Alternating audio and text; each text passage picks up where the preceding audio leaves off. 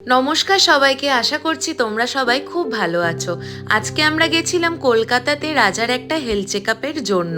রিপোর্টটা সময় মতন হাতে পেয়ে গেলেও ডাক্তার দেখাতে আমাদের কাছে অনেকটা সময় ছিল। এবার যেহেতু দুপুরবেলা আমরা কেউ কিছু খেয়ে বেরোয়নি, তাই ভাবলাম সময়টা শুধু শুধু নষ্ট না করে চলো আমরা যাই এখন বিরিয়ানি খেতে। তাই সোজা চলে গেলাম নিয়ারেস্ট আরসালানে।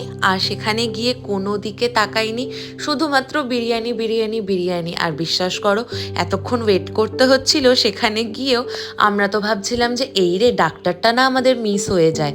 তারপর কোনোভাবে আমরা সিট পেলাম ভেতরে, কারণ কয়েকদিন আগে ঈদ গেছিল তো এই জন্য খুব একটু ভিড় ছিল। পেটে আমাদের ভর্তি খিদে, আর এইদিকে টিভিতে দেখাচ্ছে ভালো ভালো খাবার। সেই দেখতে দেখতেই চলে এলো আমাদের বিরিয়ানি। রাজার শরীরটা হোলির পর থেকেই ঠিক একটা ভালো যাচ্ছে না। তার মধ্যে দেখো হাতে আবার একটা গয়না পরে বসে আছে। এটা নিয়েও ওর এখন 1 মাসের ওপর চলছে। ঠিকভাবে হাত দিয়ে খেতেও পাচ্ছে না, যেহেতু ডান হাতে এরকম একটা অবস্থা। সেই জন্য আজকেও বলছে যে বিরিয়ানি চামচ দিয়ে খেতে হবে, যেটাও একদমই পছন্দ করে না। কিন্তু তোমরাই বলো কি আর করা যাবে, করণীয় তো কিছুই নেই।